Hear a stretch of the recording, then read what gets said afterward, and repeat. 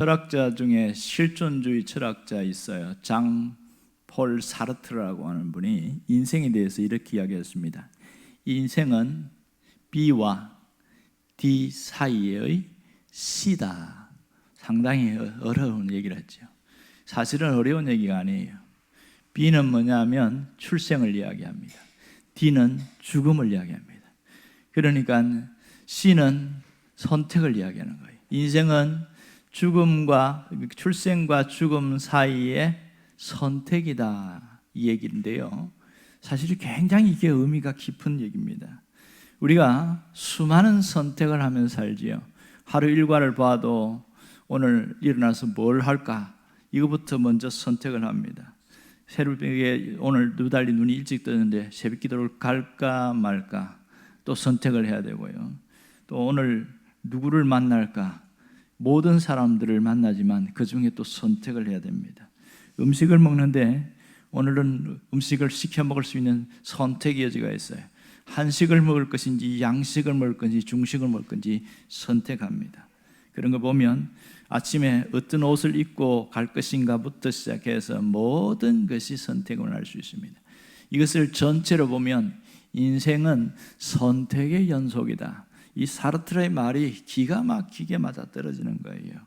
때로는 보면 그 사람이 취향에 따라서 어떤 취미도 자기가 원하는 것을 선택하고 직업, 직장도 자기 선택에 따라서 움직이게 되어집니다.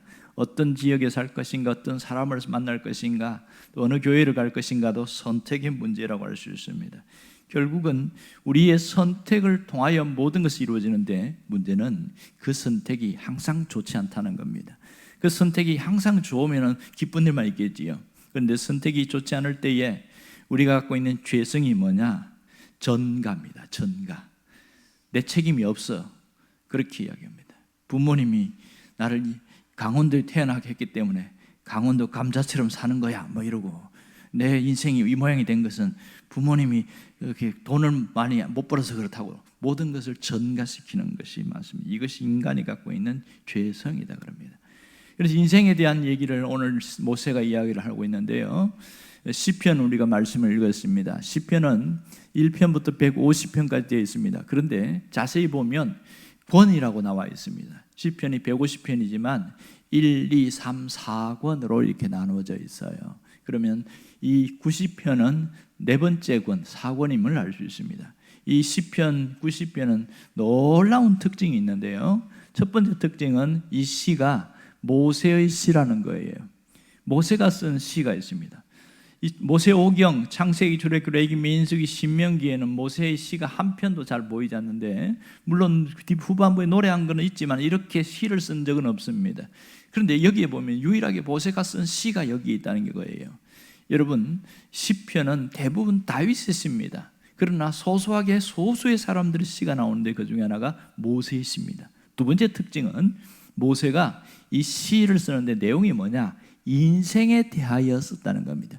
인생이 뭐냐? 인생이 어떤 존재냐? 그 부분에 대해서 이렇게 썼다는 것이 놀라운 특징입니다. 그래서 인생이 이 두 가지가 있는데 하나는 짧다는 것과 하나는 허무하다는 것, 이것이 있습니다. 여러분, 시편 90편은 잘 몰라도요, 시편 90편 10절 말씀은 굉장히 잘합니다. 세상에 있는 사람들도 너무나 잘 알아요. 왜냐하면 이것이 잠언처럼 그렇게 익숙하거든요. 우리 연수가 70이고 강가라면 80이라도 이건 굉장히 잘 아는 내용입니다. 오늘 우리가 주목할 것은 이 부분이 아니고요, 12절 말씀입니다. 12절에 보면 우리에게 우리 날 계수함을 가르쳐 주세요. 모세의 기도가 나오는데 우리 나를 계수함을 가르쳐 주세요, 이렇게 이야기합니다. 여러분, 나를 계수한다는 것은 센다는 거잖아요. 우리가 지금 얼마나 살아왔는지를 세게 해주세요, 이런 뜻인데, 그리고 나서 뭐라고 그러냐면 지혜로운 마음을 얻게 하소서. 이 말은 앞으로 얼마나 살지 그것을 또 알아서 지혜롭게 살게 해주세요, 그런 뜻이거든요. 희한하지요? 여러분, 내가 앞으로 몇 년 살지 깨우쳐 주세요, 그런 기도입니다. 이거 기도할 필요 있어요, 없어요? 이런 기도 왜 합니까? 내가 앞으로 20년 살지 30년 살지 얼마나 어떻게 살지 또 중간에 무슨 일이 벌어날지 어떻게 알아요? 아무도 모르는 일인데 그걸 알려주세요, 이런 기도를 한다는 거예요. 어떻게 보면 되게 황당하지요. 여러분, 사람이 몇 년을 살아왔느냐, 그것이 중요합니까? 앞으로 몇 년을 살 것이냐 중요한 겁니까? 둘 다 중요한 것이죠. 셰익스피어가 뭐라고 그러냐면 사람마다 자기 나이를 세는 것을 잃어버리고 산다 그랬어요. 자기 나이를 바로 세는 사람이 없다. 유명한 사람이 한 얘기니까 이게 무슨 말인가? 나이를 바로 세는 사람이 없다는 거예요. 그건 뭐냐면 내가 지금 17 먹었는지 27 먹었는지 그 나이를 모른다는 게 아니고 자기 나이를 늘 인식하고 살아가는 게 없다, 그런 뜻인 것 같아요. 실상 보면 중학생이나 고등학생은 자기 나이보다 더 나이 들어보고 싶어요. 내가 어른이 됐다 이렇게 조금 이렇게 하고 싶어하는 마음이 있고요. 그렇게 얘기합니다. 그런가 하면 30대 40대 되면 자기 나이보다 더 젊어지는 것을 티내려고 합니다. 이게요 50대 60대로 훌쩍 넘어가면 나이 드는 것을 얘기하면 싫어합니다. 특별히 70대 갔을 때 주름이 자글자글할 때 왜 주름이 이렇게 많아요? 사실이거든요. 그런데 그 말하면 갑자기 기분이 확 나쁜 거예요. 사실을 이야기하는데 기분이 나빠요. 그러니까 그 나이 때면 뭐냐면 와 젊어지셨네요. 그러면 하루 종일 기분이 좋습니다. 이게 본성입니다. 무슨 얘기냐면 셰익스피어가 한 말대로 자기 나이를 늘 인식하고 살지 않고 나이가 들면 나이가 젊어지기를 원한다, 그런 뜻을 갖고 있습니다. 그러니 삶이 자기 나이를 인식하고 사는 사람이 별로 없다, 그런 얘기를 하고 있는 거예요. 정말 우리가 남은 세월을 20년을 더 살지 때로는 젊은 사람은 3, 40년 더 살지 알지 못합니다. 하지만 분명한 것은 세월은 흐른다는 거예요. 시간은 지나간다는 겁니다. 바쁘게 지나갑니다. 생각지도 않게 지나가요. 여러분 언젠가도 얘기했지만 잘 알잖아요. 20대는요 시간이 정말 느리게 갑니다. 특별히 10대, 20대는 시간이 왜 이렇게 안 가지? 느리게 가요. 그런데 딱 빨리 가는 때가 있어요. 게임할 때 시간 잘 갑니다. 그때 빼놓고는 시간이 잘 안 갑니다. 그런데 70대가 넘어가면 시간이 엄청 빠릅니다. 그래서 유명한 말이 생겼지 않습니까? 20대는 시속 20km 달리는 것 같고 70대는 시속 70km 달리는 것 같다. 세월이 그렇게 빠르게 간다, 이것을 얘기를 하고 있습니다. 오늘 이 모세가 이 세월이 눈 깜빡할 사이에 지나가는 것을 얘기를 하면서 우리의 날을 계수할 수 있게 가르쳐주세요, 이렇게 이야기했습니다. 이 말이 무슨 뜻일까요? 우리 날 계수함을 가르치사 지혜로 마음을 얻게 해주세요. 무슨 뜻이냐고요?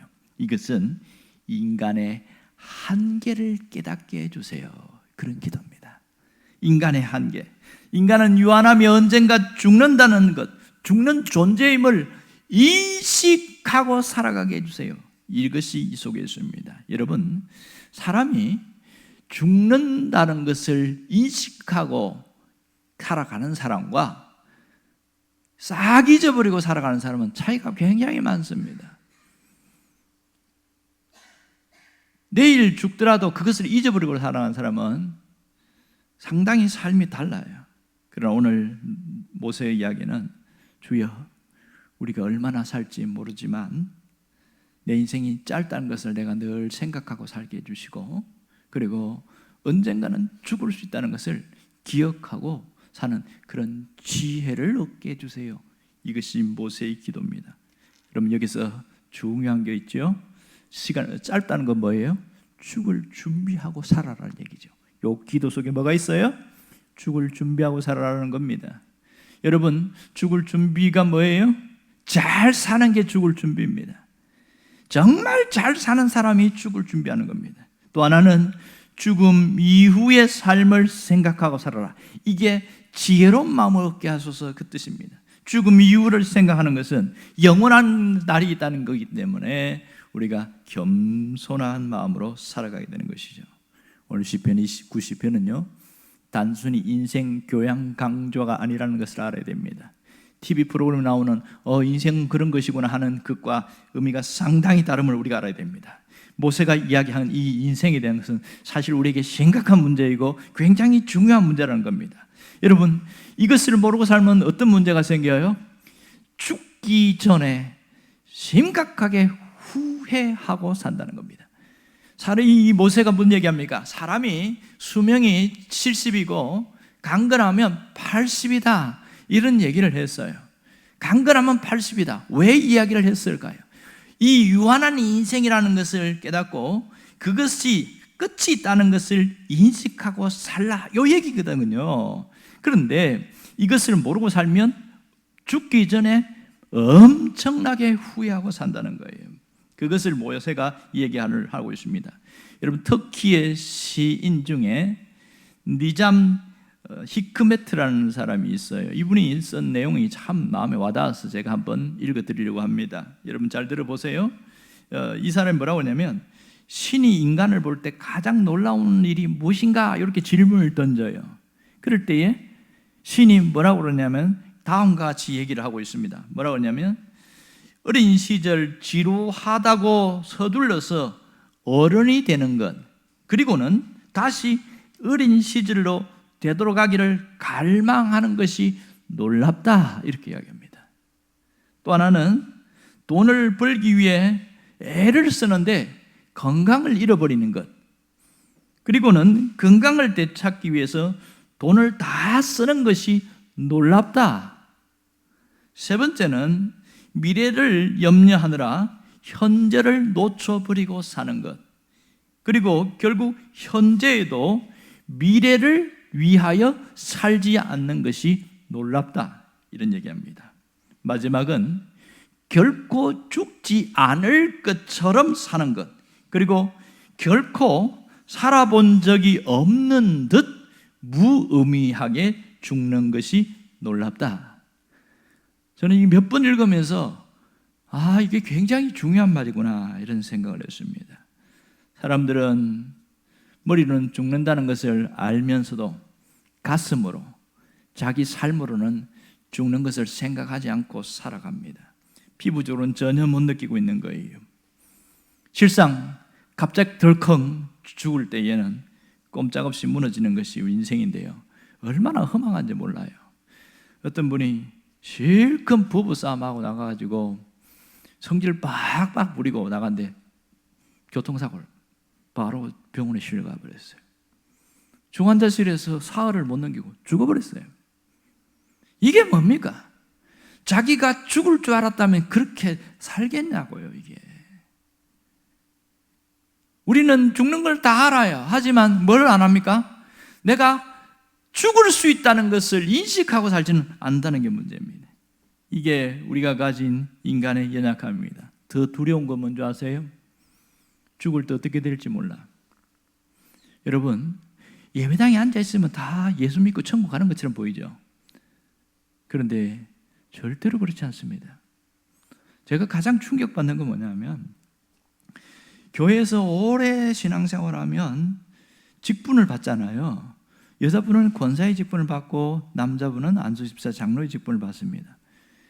그런데 그 정도면 신앙이 좋다고 생각하고 있잖아요.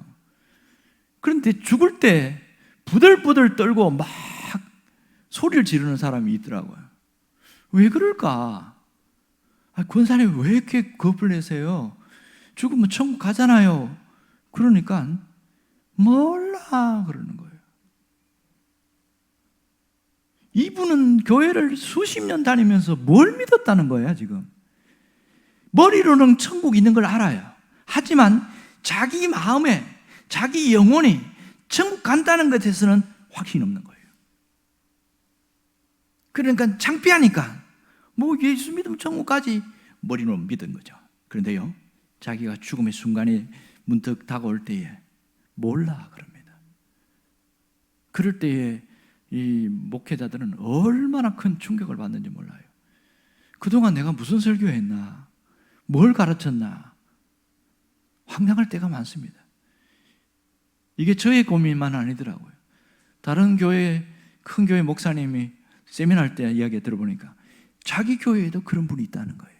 여러분, 신앙은 1대1입니다. 여기 온다고 해서 신앙이 다 좋아지는 것이 아니고 예배당에 앉았다고 천국 가는 거 아니에요. 내가 제대로 믿어야 되는 겁니다. 머리로 믿는 것은 믿는 게 아니에요. 가슴으로 와닿아야 되고, 가슴으로 와닿은 것이 증명이 되는 것이 삶이잖아요. 입으로는 아멘 했는데 삶에 나가보면 완전 개차반으로 살아가고 있어요. 여러분, 이런 사람은 죽음 앞에서 엄청 두려워합니다. 왜냐하면 자기 삶을 알거든요. 그러니 하나님 앞에 가면 심판대가 있기에 엄청 부들부들 뜹니다. 부들부들 떨어요. 여러분은 가장 중요한 개념으로 믿는 신앙이 아니라 진짜 믿는 사람 되기를 바라요. 진짜 믿는 사람. 그냥 머리로만 믿는, 예배당에만 계속 출입하는 그런 사람 정말 후회스럽습니다. 유명한 스풀전 목사님인가요? 이분이 영국에서 그렇게 목회를 하며 성공했고 부흥회도 많이 했는데 많이 설교를 하면서 교회 밖에 있는 사람들에게 예수를 믿어야 천국 갑니다, 막 그런 얘기를 했어요. 요나단 에드워드도 그런 얘기를 똑같이 했는데 이분도 부흥사였거든요. 그렇게 해서 많은 사람 믿고 돌아왔는데 나이가 들어서 마지막에 이제 죽을 날이 이제 얼마 안 됐다는 걸 알고서 가만히 보니까 교회 안에 불신자가 그렇게 많다는 걸 뒤늦게 알은 거예요. 교회 안에 예수 안 믿는 사람이 너무 많은 거예요. 너무너무 충격이 돼가지고 내가 뭐 했나 이런 얘기를 하는 겁니다. 뭔지 아세요? 교회 안에 예수 믿는다고 착각하고 살아가는 사람이 수없이 많다는 겁니다. 언제 그게 들통나느냐? 죽음 딱 문턱 앞에 가보면 자기 자신의 신앙이 완전히 드러납니다. 여러분, 죽음보다 강력한 건 없습니다. 그런데요, 진짜 믿는 사람은요, 죽음의 두려움을 통과합니다. 죽음이 무섭게 느껴지지만 순간 예수님이 내 안에 계신다는 걸 믿고 찬송이 나와요. 그런데요, 껍데기로만 믿은 사람은 절대로 찬송이 안 나옵니다. 온 몸에 육감으로 죽음이 느껴진다는 거예요. 여러분 그거 아시죠? 마지막 죽기 전에는 영안이 열려서 저승사자가 보인다는 거 죽는 사람만 압니다. 영안이 2번 열리는데요, 태어난 어린아이가 영안이 열려요. 그런데 얘는 말을 할 줄 몰라, 인식도 못해. 그러니까 아무것도 모르고 그런가 보다 하는데 죽기 전에 모든 사람에게는 불신자든 믿는 사람의 영안이 열려요. 그래서 자기가 어디로 가는지를 아는 겁니다. 왜 불신자들이 죽으면 시신이 뻣뻣해지는지 아세요? 저승사자가 데려오니까 너무너무 두려워서 안 가려고 온갖 힘을 주다 보니까 순식간에 굳어버립니다. 그런데요, 진짜 예수 믿는 사람은 시신이 굉장히 부드럽습니다. 이것은 장례 지도사가 하는 말이에요. 참, 이 시신을 이렇게 염하고 하는데 이분이 살아있는 것처럼 너무 부드럽다는 거예요. 그러니까 나중에 알고 보니까 이분이 예수 믿는 사람이라는 걸 알았다는 거예요. 그래서 결론을 내리기를, 아하, 예수 믿는 사람은 죽을 때에 천사가 와서 맞이하기 때문에 시신이 부드럽고, 불신자는 죽을 때에 저승사자가 오기 때문에 시신이 뻣뻣하다, 이렇게 결론을 내린 겁니다. 여러분, 교회를 다니는 것에 만족하지 않기를 바랍니다. 예수를 믿을 수 있기를 바랍니다. 오늘 인생이 무엇인지를 배우려고 하는 사람들은요, 내가 죽을 수 있다는 것을 인식하고 사는 것이 굉장히 중요한 겁니다. 여러분, 그러므로 그 깨달음이 탁 와서 변화되는 걸 뭐라고 하냐면 하프타임이라고 합니다. 어려운 표현이죠. 하프타임. 인생에는 절반의 시간을 하프타임이라고 합니다. 이거 어디서 나온 거예요? 경기할 때, 축구나 농구나 경기할 때 전반전과 후반전 사이에 짧은 그 시간을 하프타임이라고 합니다. 그때에 전반전에 졌어요. 그러면 이 선수들을 모아놓고 이거 때문에 그렇잖아. 그러니까 너희들이 서로 이렇게 사인이 안 맞아서 그래. 이거 잘하면 돼. 해서 단합하고 야단도 치기도 하고 또 격려도 하기도 하면서 잘해보자. 후반전 잘해보자. 이렇게 하는 것이 하프타임입니다. 인생에도 하프타임이 있다는 거 아세요? 이 말씀을 듣고 각성이 되는 사람은 하프타임에 전환이 일어나는 겁니다. 이것을 하프타임을 누가 이야기했냐면 밥 버포드라는 사람이 하프타임 1, 2, 3, 4 시리즈를 썼는데요, 이분이 또 하나 쓴 책이 뭐냐면 하프타임의 고수들, 이런 책을 썼어요. 그 책은 뭐냐면 자기 삶의 인생의 전환이 일어난 사람들을 가서 인터뷰한 내용을 쫙 이야기한 거예요. 이번에 다니엘 기도에 나오는 사람들을 보니까 인생의 하프타임에 전환이 일어난 사람들이 부지기수더만요. 그게 아니면 못 나오겠죠. 여러분, 모두 확상 망했는데 다 일어나는 거 아니에요. 누가 일어나는지 아세요? 하프타임에 전환이 일어난 사람에게 나타납니다. 그런데 일맥상통한 건 뭐냐면 그들에게는 하나님이 그 속에 있더라는 거예요.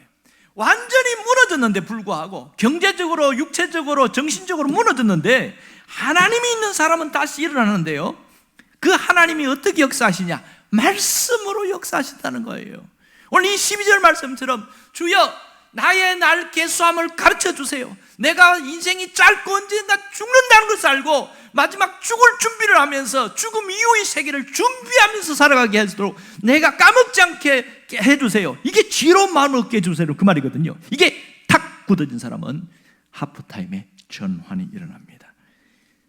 여러분, 모세가 80세의 부름을 받은 것은 어떤 분이 책에 글을 써놨어요. 하나님, 40년 내 인생이 이렇게 살다가 끝나는 겁니까?